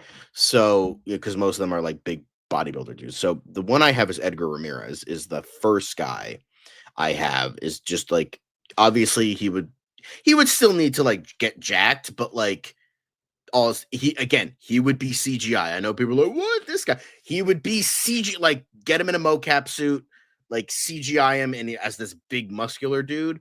But so yeah, exactly. When he hits the like Okay, take juice up notes of button, that, when he does his venom and he gets yeah. juiced up. So I would Uh-huh. prefer again a physical guy, and then maybe CGI for when he gets juiced up. Not just like always have like a juiced up guy, always have like a CGI guy like around. I'm not a fan of that, but that's an option. And I think Edgar Ramirez, he's proven time and time again, he's definitely I would say he's underrated. I would dare say he's underrated. I know he was in that god awful Point Break remake, but outside of that, he's done a lot of great work. Outside of that, he's done a lot of well, the thing is that's harder, especially for a character like Bane. Like you got to get someone who's that fucking big, but also be a good actor. You can't just get a guy, because it can't just be a guy, because Bane is more than just big muscular guy. He's intelligent, and you need someone who could sell that and not like. And I'm not saying bodybuilders are idiots. I don't want to say that, but it's like those guys focus on their body. They're not trained actors, so they're not going to do that. Meanwhile, Edgar Ramirez trained actor, so um, yeah, so they could go a lot of different ways, but if they're going the CGI route, I think Edgar Ramirez would be a really good choice. He's 47. Um, so I think he would have enough. He would be a little bit older. He's like kind of the perfect age if they're going for a late 30s, early 40s Batman. Um, so I think he would be a perfect age for this, and I think he could do it if it's purely a CGI character. But yeah, I think Edgar Ramirez would do a really good job. And then finally, the final guy I have, he was in a previous DC project. He was completely and utterly fucking wasted. And he is a bit older. He is very old now, and he was recently in the last and upcoming Mission Impossible movies. But he needs some DC redemption, because he he's a terrific actor. And I picked SI Morales as a He was in the CGI'd Mission Impossible movie, yeah. Bane. He is a little bit older, as I said, he's Mhm. 62, so it would be a lot, but again, the man's terrific. He was great as Deathstroke. It's just a shame he was stuck in such a fucking god awful show. I would like to see him as Deathstroke. Like, if they can get him back as Deathstroke, I would say do it. But I mean, obviously, if they can't, they can't. But S.I. Morales, great actor, and if they CGI him, I think he could definitely do that role exceptionally well. Um, so yeah, so I those are my four actors. I think like his filmography definitely speaks for himself. So whatever, and he's kind of underrated a little bit. Like he's He's really good, but I feel like he hasn't, gotten that big claim to fame, I guess. But yeah, I Yeah. would prefer um yeah, it's the idea of like whitewashing is long and complicated. I mean, as long as they're not like I feel like the line I have is like as long as you're not putting like brown, black, yellow face on them, it's slightly better. Obviously, I'm not saying that's good. Um, bring up a picture of Mark. I'm curious about this guy. Figure drawing keeps bringing him up. Marco Zaror. Um, so Hmm. I don't know him as an actor. So I mean, I'm sure he's great. Yeah, Morales has the chops. He does. He's the dude is terrific. He's a terrific actor. And again, DC Redemption, my guy. So I think he would be excellent. And it's just the CGI aspect I don't personally like. It's just uh I would just Who's the actor we're talking about in the chat? well, figure drawing keeps mentioning Marco Zaror, I think his name was. And I looked Okay, him up let and me see if I can he's find definitely him. tall, but I don't know if he's big. I mean, he would need to get really, really jacked to play that role, but I think he definitely has the vibe. I could definitely see that. So yeah, have him do it. That would be cool. He's Yeah, Chilean specifically. He's six he could two, do it. He was in the and John Wick movie. Yep, he was Chapter 4. Yeah, yeah, that's right. Okay, yeah, I'm like, that's where I've seen him from. Yes, yes, yes. Okay, now I remember his face. Um, but yeah, I think he could probably be really good. yeah. But yeah, those are my four actors. You have the two CGI actors that I'm not a huge fan of, but I would say get like a physical role and a voice role. I think that would be the best course of action because that would just be like that's I feel like you're getting the best of both worlds. Um, I'm sure there's probably a lot of unknown Latino actors out there that can do the role that are also that big, that tall. So yeah, it's just like I just have a certain like it's just Bane is just a hard character to get physically. So that's why I'm like, that's why I'm thinking of like a sort of a comic book fan, like a sort of like a perfect matrimony of ideas. So yeah, exactly. But I don't think they would want to go with that enterprising. So that was one of the names that was brought up. I'm like, no, let's try to avoid that as much as I just have had the mountain in my head for so long that I'm like, let me just have that. But many people are uncomfortable with that, which is fine. That's totally understandable. But yeah, whoever they decide to get will be great. Not me. Not me. No, no, Even though no. I You don't am think Gotham's you Reckoning. Anyway. Uh it is a great voice. You do a pretty good voice. But yeah, no, it's to me, it's one of those situations where you there's so many options, and you can go with many good ones. Now, earlier we were talking about Bautista, and then that we have got all these good picks for Bane, none of them being Bautista, seemingly. And he has said himself pretty much. I think there was an article recently where he was promoting his movie. He did a movie recently called The Killer's Game, and he was talking yeah. about like again like potentially reuniting with his Guardians of the Galaxy co-stars because in the Killer's Game he reunites with Pom Clemente, who was also in those Guardians movies. So he mentioned that yeah, I hope so. That's kind of my goal to team up with his on-screen co-stars from Guardians of the Galaxy.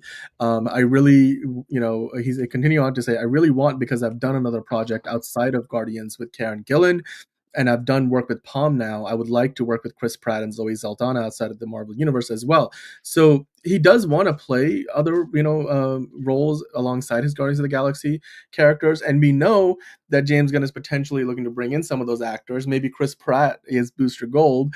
So, kind of taking all that into account, Where do you think Bautista actually fits in the DCU? If we were to bring him in, who do you have for picks for Bautista? I know Oh, people I have have mentioned so many many. options I already. had So, I did have Vandal Savage, but I'm not sure where I would fit him in, but that's definitely a character. Because what I did, I have a list of movies that are okay. essentially greenlit. Well, some are greenlit, some are not. But all the movies and TV shows that have been announced, and I decided to fit him into those. And some of you guys have already predicted some of these. So the first one I have is the now no longer delayed Brave and the Bold. It was delayed for a little bit. So brain will so I have Mr. Freeze, I have Hugo Strange, and I have Rachel Gould. So fucking, Derek Spina coming in and fucking ruining my surprise, but I did have Rachel Gould. I think he would be great because Rachel Gould doesn't need to be like a big dude, like maybe like an athletic build, but I think Dave Bautista doesn't need to be huge to do that role. And then Hugo, somebody mentioned fucking Hugo Strange in the chat too. Again, doesn't need to be big. He would definitely be like a weirder choice, but I think he could definitely pull it off as sort of the well, not anymore, but Hugo Strange, I think out of Mr. Freeze and all three of these are very intelligent villains, and I think that's what the type of villain that like Dave Bautista wants to play. Mr. Mhm. Freeze is very much like on the cusp of being a sympathetic villain, but is not quite there. Um, so I mean, yeah, I mean, Yeah. he probably was fucking taking steroids and shit like that.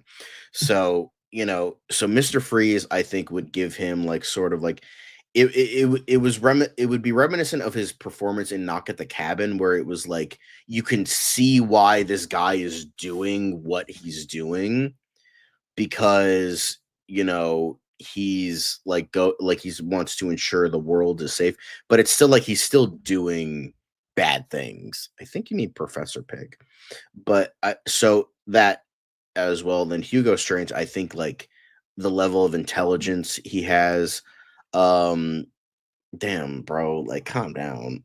The level of intelligence he's had in certain roles, like his very small performance in Blade Runner 2049 was definitely something I thought of. And then like Rachel Gould, I think being like the big puppet master, I think he could do that really well. Now we don't know the villain of Brave and the Bold. I'm just saying these are all Batman villains. So, and I would love to see Hugo Strange because we haven't seen him before, but I would love to see Mr. Freeze redeemed. And Rachel Gould, I think, speaking of whitewashing, let's not have him like Liam Neeson. Let's just forget about that. Anyway, I could see it work, but I know. Yeah. but I think all John C. Riley and Mr. Pig. God, Caleb, come on now. Dave Lance um saying, "I would rather see the Annihilators on screen and cast The Rock as Gladiator and turn one of our existing Punishers into Cosmin, Ghost Rider, or maybe Keanu." Yeah, I mean, there's a lot in cool. there, but as far as Batista goes, I do agree with. I think he could play a good Mr. Freeze, although he's got a lot to live up to. Can he do all the puns that He would do none Arnie of the did puns. back in the Fuck that day? shit. Anyway, um, but yeah, I think An all three of Iceman those would comet. really push his, you know, acting prowess, and I think he could do that very well. But the next one I have is only one, but so any of those he could do a really good job. If I had a choice, I would say Mr. Freeze. Um, I think Jason Isaacs could be a really good Brainiac. But for Teen Titans, I have Deathstroke. Um, Now, Deathstroke doesn't really need to be huge, so I think like the lack of muscles wouldn't be too much of a big deal. But I mean, it shows like he's played like big action guys where they don't need to be big, like Killer's Game and stuff like that. But I think, again, he's a very intelligent villain, and I would imagine that like Teen Titans would have Deathstroke as the villain, because he's the most popular Teen Titans villain. And I think he could, again, it kind of feeds into what I was saying about the Brave and the Bold villains is Teen Titans is with Deathstroke is he is kind of what Bane used to be, because now unfortunately Deathstroke has now become the antithesis of Batman, even though that's not how I view the character like Bane is, but like Deathstroke kind of feeds into that. So I think he could definitely do that very well. Um, so I definitely think that he could be a great Deathstroke. Deathstroke doesn't need to be huge or anything, and I think he might be a little bit too old, depending on how they want to do this character. And I would like to see, it's clear Joe Manganiello is never coming back, which is a shame. But S.I. Morales could do it, and I definitely could see Dave Bautista doing it because I think he's terrific. I do genuinely believe he's a, you know, great actor. Well, I don't think Josh Brolin wants to be part of the DCU because he denied Hal Jordan. So Josh Brolin could probably do it. I could see Stephen Lang as well, but he's busy with all the fucking Avatar sequels. So I don't think he would do that, but any of those guys would be great. Oh, hello, dog. I think Zelda would be Yeah, a great Deathstroke. What do you think, yeah, she Zelda? just barged into the room. Hello. Hi. Yeah, I think you would play a great Deathstroke, right, Zelda? I think that's true. He would play a great Deathstroke. But like, here's the thing. I just wanted to point out, Batista was huge back in the day. But Batista on a regular day, even slimmed down, is still bigger than most people you're gonna run into. So Yeah, he could still do quite a bit. Oh, yeah, we're hitting the laptop here. What are we doing, Zelda? Um, Caleb's Ekatrand saying charisma won't make you a draw in Hollywood anymore. I mean, it could take you a long way though. It certainly can. And Batista's got charisma. And then Caleb suggesting Josh Brolin at Deathstroke would be interesting. It would be. I mean, but given that he passed on the Lanterns role, do you think yeah. he's gonna be interested? I just said that. If you weren't fucking Sorry, getting your sorry. dog, She was like wanting to come into the room. What can I say? um, but yeah, What the do you? next choice I Okay, have another again. This was another person that fucking said this in the chat. I don't know who said it, but I have Swamp Thing and him as Swamp Thing. Now, I don't think he would because he didn't like Drax being covered with makeup all the time. And well, I don't know if they want to do Swamp Thing as like a physical thing, like in the TV show and every other iteration, or they're going to pull a Groot where they're going to make him CGI. Whatever they decide to do, but even then, um I don't think he would want to do that because I don't think he wants to be covered in makeup or prosthetics or anything like that. I think he wants to show off him as himself. But even then, I think he could do Swamp Thing like a sort of like this groveling, like sort of like almost creepy character, but not like but not a villain. He would be a good guy. So I think Swamp Thing would definitely be a really cool. God damn it. The Rock as every character, but he would never lose. So like he would always win. So everything would be a stalemate because he would play every villain and every hero. Anyway, pretty but yeah, much. Swamp Thing, as in like not, and I'm not talking about Dr. Holland. I'm talking about like the actual Swamp Thing. But Right. even then, I don't think he would do it, but I still think he would play a good Swamp Thing again. Swamp Thing is one of those characters where it's just he's a very weird character because it's like, oh, he kind of is like a reborn Dr. Holland, but kind of isn't. So I think there is like a lot of like layers to that character. And I think Dave Bautista could do that very well. Um, but yeah, I think Swamp Thing um would definitely be a good choice, but I don't think he would personally do it because he wants to.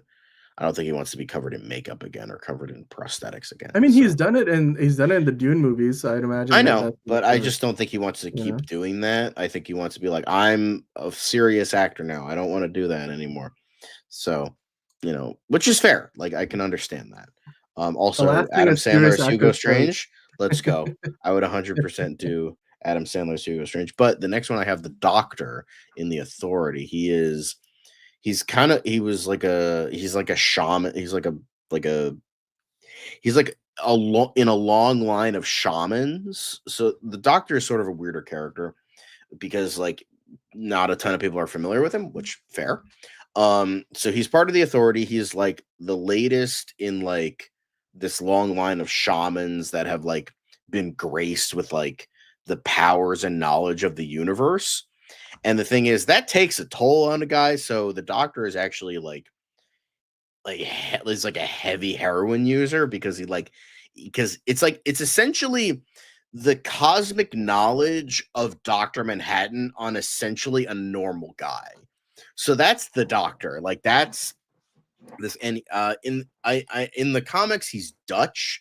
So I mean he's another white guy, so who gives a like I mean like half the like 90% of gingers have been recast as black people anyway, so it's fine. So as long as you race swap towards a diverse character, then you're totally cool. So bringing in a Filipino guy as a white guy, totally fine. So just like, and the thing is, I think like he sort of like would bring in like again, that's like I think the type of character that Dave Bautista would want to play. Well, like sort of this sympathetic, just like fucked up sort of um like guy who's like on the cusp of like just fucking losing it, and he does. He's had like multiple mental breakdowns in the comics from what I've heard. So I think like that he's like there's a lot of layers to that character, a lot of ways to play that character. And he's like on this team of like anti-heroes who have like a very loose moral code, so there's that aspect as well. So whatever they decide to do with the character, I think would be really interesting no matter who plays him. But I think Dave Bautista would be intrigued with this type of character. And, bringing in some of the authority talk, since the authority, we've got nothing on this movie for the past Uh, like dude, I almost two cannot wait. years. Yeah, yep. Enterprising with a couple of good picks, I think there. Yeah, Vandal Savage, but the thing is I couldn't like fit him into like a movie. So like I wanted to have a specific movie where I could see him as Yeah, would that have been, yeah, announced so I can like yeah. so it's like this is most likely coming out rather than like this thing, that thing, because we've kind of been doing that a lot with like the JLI casting. And I don't want that to be the case. So it's like I want to focus on stuff that we're actually probably getting. So um so that's why I didn't go with like Vandal Savage or although Yeah, Grodd is already technically casted now because he's in Creature Commandos and he was in that flash forward possible future thing. So there's that. But yeah, Brother Blood could be good. And that could be for a Teen Titans movie, so I could definitely see that. What was the other one he said? Um, what was yeah, Ultra Humanite. That could be good. Um, that could be awesome, but I don't think they're gonna include him in anything. But Brother Blood, out of all of these, yeah, Brother Blood has the most yeah. uh cause because he could be a Teen Titans villain. So By yeah, the I way, think that would be good. yes, the main man, Zelda, is a tricolor corgi. She's the cutest tricolor corgi. But all right, John, your next pick, Paradise Lost. Yes, We're Paradise really Lost. expanding now. Yeah, Yeah, so this is the second to last one, but Ares, I mean, if fucking David Thewlis could play Ares, I think you can like that's definitely sort of a big thing you could do. So Ares, he's a big villain. Ares is a very big villain. So if you don't want to have that be Dave Bautista, who's like coming back for like so many movies or like coming back in the show a lot of times, that would be understandable. Like he doesn't want to do anything that big. So that's why I think Hephaestus. He's a smaller, like kind of he's not really an anti-hero, but he's not exactly a good guy, but he's not exactly a bad guy. So I think that would be like sort of like okay, we there's like a different ways you can play that. And then Firstborn was the first son of Zeus, but like he like because he was like evil, they like completely washed him from history. So like he could definitely play that. Although Firstborn is a very big character, so I don't know if they would do that. But he's a very unknown character. So like I think bringing in like a lot of weird or unknown characters that seems like James Gunn's like meat and potatoes. So bring him in for any of those would be great. But yeah, Ares, you know, definitely could pull it off. Hephaestus could pull it off, and Firstborn could pull it off. So I think any of those we've seen Ares in, Wonder Woman, and he was fine. But I think they would, I think that would be like whatever. But yeah, the last one we have is General Eiling. And Black Beetle. Black Beetle is like kind of like an obvious one for Dave Bautista. He's just like evil Blue Beetle. He's just Black Beetle. So yeah, if you want something simple, then they can go for that. But General Eiling is definitely a big character that could most definitely um be something along his lines. Because again, he could be like essentially like on the like that would bring in Captain Atom, but he's also like, he is a Booster Gold villain like a couple times, not a lot, but a couple times. But General Island could bring in Captain Atom much later on. I know people said that Captain Atom was in the background of that shot in Creature Commandos of the Apocalyptic Vision, but General Island I think would definitely be different because he would just be playing like just a fucking fucked up corrupt soldier, and I feel like Eiling. Hell, Eiling could show up in like Creature Commando season 2 as a bad guy. So that could definitely be the case too. But yeah, I think General Eiling would kind of feed into like the Hugo Strange, Mr. Freeze, Racial Ghoul sort of aspect where it's like a layered villain. No, a layered villain who could, do like just do all these like again plans upon plans upon plans, one upping the I don't want to bring in Maximilian Zeus. He's too much of a weird character. Um, Not a weird character. He's just like kind of a wimp. Um, but I think General Island could fit into what Dave Bautista wants to do, but not having to like wear prosthetics or a suit or a mocap suit, anything like that. So yeah, General Island I think would be a great. But Black Beetle, like if he wants to do something simple, but General Island would be awesome. I really want to see General Island. He was great. Clancy Brown played him in the Flash TV series. And I think if you get something like that, but like even more fucked up and corrupt, I think you could do like a lot of really cool things with that. Yeah, I agree with you. And like, right, Richard is saying, Batista is gonna probably end up somewhere in the DCU, and a lot of your picks, John, are perfect. I think that would be great. Caleb saying, I need Dog Wilder in the DCU." Well, that'd be nice.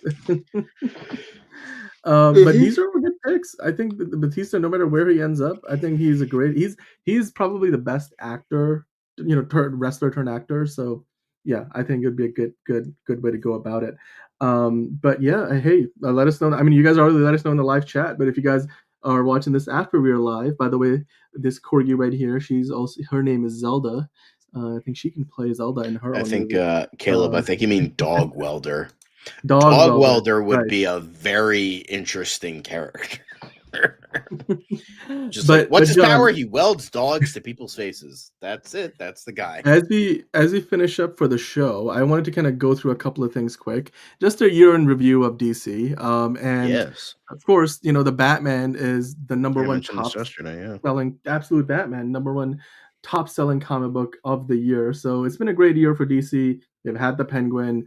We've had a couple of delays. Granted, with the Batman 2, we got the news, but hey, we got a trailer for Superman, and that's on the way. That's the year of Superman, the summer of Superman. And of course, we have also had a couple of smaller projects like Cape Crusader. If you enjoyed that on Prime, we've got Kite Man. We've been watching Creature Commandos. They're going to have another episode for that later this week. So we've still got lots more to look forward to. But of course, as we keep on going here, thank you, Zelda. We have the Slate. We have an updated graphic here. Somebody put this together. Thank you to them for putting in the effort. I think it was Heroes. What does it say? The Heroes Reforged did this graphic. And so I wanted to kind of look ahead a little bit, John, and I'll let you do a lot of the talking here. But there's a couple of obviously there's all these projects that are coming up, ones that have already happened this Mm-hmm. year. But then there's a couple of empty spots. So with this upcoming slate, and then at the very bottom of Yeah. this graphic, by the way, there's a list of things that are in development that don't have dates, including a season 2 for Creature Commandos, which was most recently greenlit, and of course the Authority that we don't really know much about. But of the ones that are on the list here, there's a couple of empty slots, John. I wanted to get your Mm-hmm. opinion on this. What do you think is going on with these? Are we still going to get these movies, or like are these just placeholders? Hmm. What could those empty, untitled DC projects be? I think they're just placeholders for now because I can't imagine anything going in those spots except for maybe Bane and Deathstroke, like the Bane X Deathstroke movie. But even then, that was not totally confirmed by James Gunn, so who knows? Um, But I can imagine maybe one of those projects, maybe the 2027, 2026 or 2027. I can imagine that being Creature Commando season 2. Maybe the 2026 one, since they probably already have, because if we're talking about that, like he was talking about when it was, when the when all those projects were first announced 1 or 2 years ago. I forget if it was 1 or 2 years ago. Well, now it's going to be, I think it was 2023. So that took him like about 2 years to do Creature Commandos. Um, so I would imagine from now, maybe 2 years would from 2024 would be 2026. I could see Creature Commandos doing that, especially if they already got off the, if they've already been working on it. Maybe they already had like a season 2 like confirmed and they've been working on it already. Because that's usually what it is. For animated shows nowadays, they usually greenlight 2 seasons or like an amount of episodes, and then it gets split into 2 seasons. That's what happened with Velma. That's why it got a season 2, even though fucking nobody watched that crap. So, there's also that. So I think maybe they did like 14 episodes or 15 episodes or 20 episodes, whatever, and then they split it into 2 seasons. Sometimes they do that. So I can imagine that we'll probably be getting Creature Commandos sooner rather than later. Um, and so I can imagine that we're probably going to be getting now. Lanterns isn't officially coming out in 2020 June 2026, but I can imagine that's probably going to come out in like July. Um, maybe June, July. Maybe it is May. Maybe Lanterns is really coming out in May. But I can imagine Creature Commandos season 2 for 2026, and then Bane X Deathstroke for 2027. Because the thing is with May, especially with Lanterns, if it is coming out in June, because I don't think that's confirmed, and Supergirl definitely coming out in June, they're gonna start filming soon. So the only thing that would be coming out in May is something that has been filming or already film. No, no, no, no, not come on, not 4033. It's gonna be 5033. Come on. That's what it's gonna be. It's gonna be Matt Reeves's great great great great grandson that's directing that. Anyway, no, not Dave Bautista's Brainiac. Lame. No, but I think May 2026. That's got to be something that's been filming or is going to film really soon. It was And a the only secret thing I project. could think of that's been confirmed that doesn't have a release date is Creature Commando season 2. So, Yeah. because that's got to be fucking soon. And the fact that they haven't released anything else, because go down to the in development stuff. There's Waller, which already said that's not happening. The Authority, that's not happening anytime soon. They don't even have a cast, they don't have a director, they don't have a writer, allegedly. Brave and the Bold, I mean, James Gunn said that it's not going to be delayed, but I don't think that's going to come out in 2027. Then Swamp Thing, you do have a director and a writer with James Mangold, but I don't think that that's going to be the case. Paradise Lost, that's going to come way later. Booster Gold, Blue Beetle, Creature. So if I were to take a guess, 2026 would be Creature Commando season 2. And then if 2027, the most I could see in terms of the in development projects, I could maybe see Swamp Thing. Um, but I could also see Bane X Deathstroke or Teen Titans. So yeah. Um, but that's kind of that's my view. And tell me I'm wrong, tell me I'm not. But Batman Beyond will come out first before the Batman That budget. Bane Deathstroke movies, that I don't see that in 2026. Like you said, maybe 2027. Yeah. Um, the 2026 one, I think maybe it's the Teen Titans one if that one's further along than we realized. Or it's potentially like a Yeah, but project they that gotta might not have start filming soon if that's the Yeah, case. And we it's haven't heard really like of anything unless since that, deadline article. So, yeah, I don't think Caleb, that's like the the case. ghost of Matt Reeves will still be writing the Batman 3. Okay, let's calm down here. I think look, we will get the Batman Part 2, and then let's see if they're even interested in doing, because if the Batman Part 2 flops, then they're not gonna wanna do a 3. So, but I mean, to me, it's interesting that they have these dates on hold for the 2026 and 2027. it does happen a lot that you see this on the calendar, and sometimes they end up just leaving them empty. It doesn't, Yeah, it obligate doesn't you to be automatically mean. those Yeah. dates. It just means that those are potential placeholders where they've marked their, basically they place the mark on the calendar so that other studios are aware that there's potentially a big DC movie coming. So schedule accordingly. So yes, there's that. But it is good to see again, like this DCU has been now a couple of years in the making, and we have already got so many projects. You've got of course a couple of Elseworld things in there. Dynamic Duo, we still are unsure whether it's DCU or not, and the Batman of course is not. But then you got Clayface, Supergirl. We know Hmm.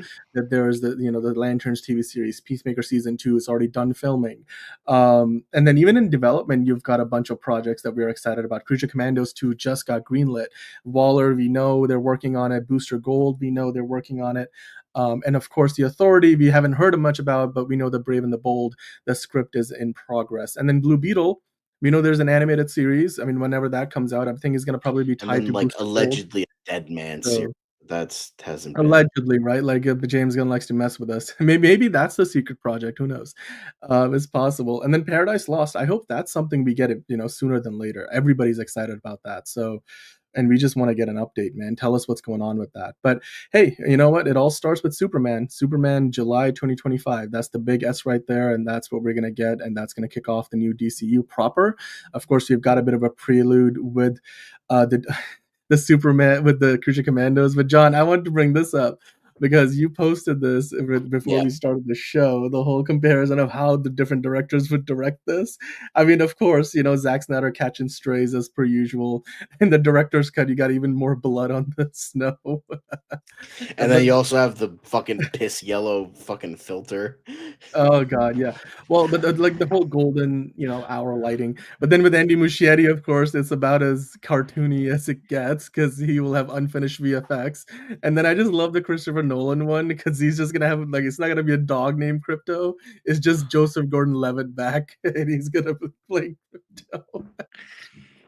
You should use your middle name, Crypto. I like it. Like, Oh god. Fucking so shameful.